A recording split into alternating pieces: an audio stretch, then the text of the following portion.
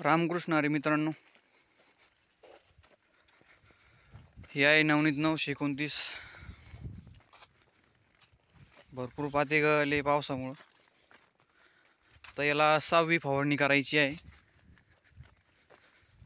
हा एक प्लॉट 929चा आहे नवनीतचा. भरपूर मार खाल्ला पावसामुळं, भयानक नुकसान झालं. बोंड चांगली आहे म्हणा, पूर्ण पानं लाल पडले, कोकडा ते. आता फवारणी घ्यायची 6वी. नवनीतच्या प्लॉटनं जास्त मार खाल्ला, म्हणजे हीच खूप जास्त खराब वाटते. वरती सुपर कॉटचा प्लॉट आहे, तो चांगला आहे एकदम. पात्याची लय गळ झाली. आता पाते येत आहे नवीन, पहिले पाते लय गळाले भरपूर. हे बघा तुम्ही, कोकडा ते पानं पूर्ण वाकले. डायरेक्ट 6वी फवारणी. आतापर्यंत 5 फवारण्या झालेल्या आहे.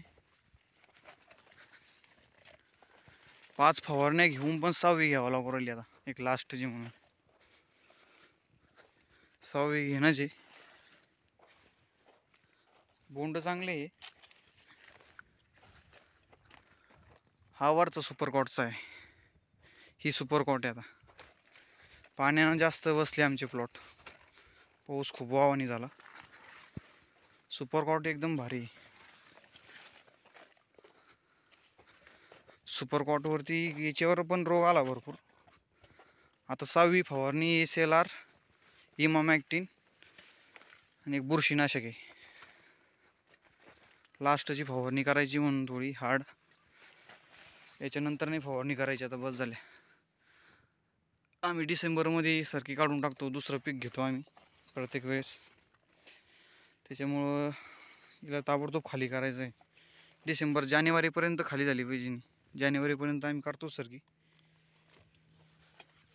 पहिले बोंड बरेच सेट झालेले, आता पातेगळ झालेली, तरी पण एवढं काही फरक पडत नाही. तशी पण लवकरच काढायची सरकी, त्याच्यामुळं पातेगळाचं काही ताण नाही एवढा. आता रात्री 3-4 घंटे ठिबक आणलेलं आहे. ठिबक आहे, ठिबक आणून मग आता औषध आणायचं आहे.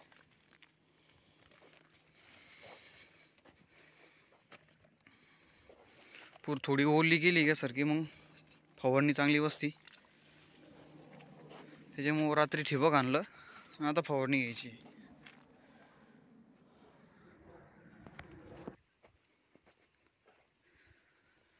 आमच्याकडं प्रत्येकाच्या 5-5, 6-6 फवारणी झालेल्या आहे. खूप फवारणी लागते आमच्या इकडं. कापूस फुटू राहिला कुठं मोठं, 2-2, 4-4 बोंड. आता नवरात्र संपली का कापूस पण वेच नाही. मस्त वेचणी होणार. 3-3, 4-4, 5-5 बोंड आहे फुटलेले. जास्त नाही फुटली एवढी. नवरात्र संपली का वेचणी करायचीच आहे. बघू आता किती कापूस होतो ॲव्हरेज. ह्यावेळेस चांगला ॲव्हरेज येणार आहे, मागच्या वर्षीपेक्षा बरं राहीन यंदा. 2-3 वेगवेगळ्या व्हरायटी लावलेल्या आहे, त्याच्यामुळं पाते जास्त झाली. पातीच नाही राहिली डायरेक्ट. एवढे पाते होते भयानक, पूर्ण पाते गेले पावसानं. वावानी पाऊस झाला आमच्या इकडं भयानक नुकसानीचा. हे बोंड तरी बरे लागले एवढे, तरी याच्यावर तरी कमीत कमी काही अडचण नाही. हे बघा, कापूस भरपूर कापूस फुटलेला आहे.